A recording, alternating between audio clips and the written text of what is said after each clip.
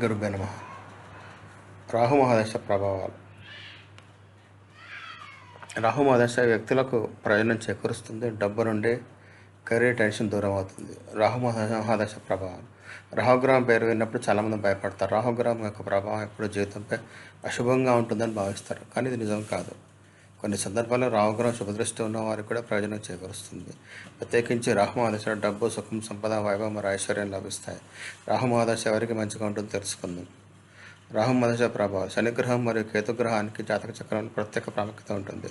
వీటిని పాపగ్రహాలను మరి ఛాయాగ్రహాలుగా భావిస్తారు. సాధారణంగా ప్రజలు రాహుగ్రహం ఎల్లప్పుడూ అశుభ ఫలితాలు ఇస్తుందని భావిస్తారు, కానీ ఇది నిజం కాదు. కొన్ని పరిస్థితుల్లో రాహుగ్రహం శుభదృష్టి ఉన్న వారికి ప్రయోజనం కూడా చేకూరుస్తుంది. ప్రత్యేకించి రాహు మహాదశలో వ్యక్తికి లాభం మరియు నష్టం రెండూ ఉంటాయి. రాహుగ్రహం యొక్క మహాదశలో ఎవరికి లాభం ఉంటుందో తెలుసుకుందాం. రాహుగ్రహం యొక్క అశుభ ప్రభావాలు. జ్యోతిష శాస్త్రం ప్రకారం మొత్తం రాహు దశ 18 సంవత్సరాలు జరుగుతుంది. ఈ సమయంలో కొంతమందికి శుభ ఫలితాలు కలిగితే కొంతమందికి నకారాత్మక ప్రభావాన్ని కూడా ఎదుర్కోవాలి.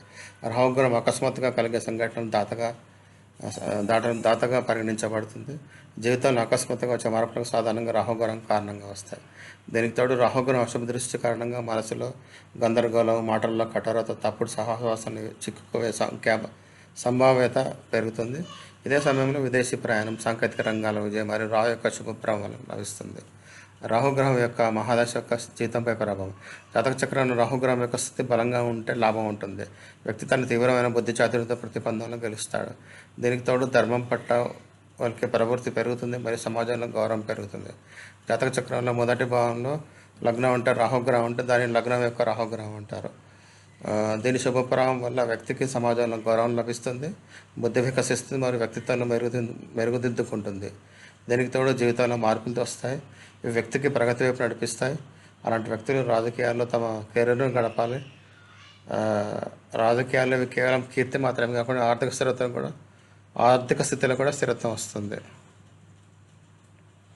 జాతక చక్రంలో 10వ భావం కర్మకు సంబంధించింది. ఈ భావంలో రాహు ఉండడం వల్ల శుభంగా ఉంటుంది.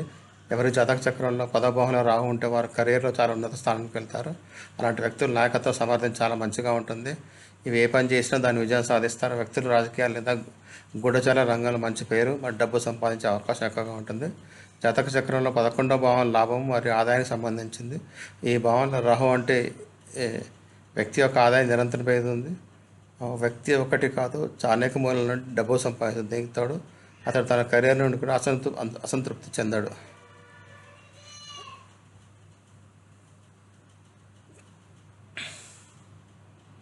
ధన్యవాదాలు.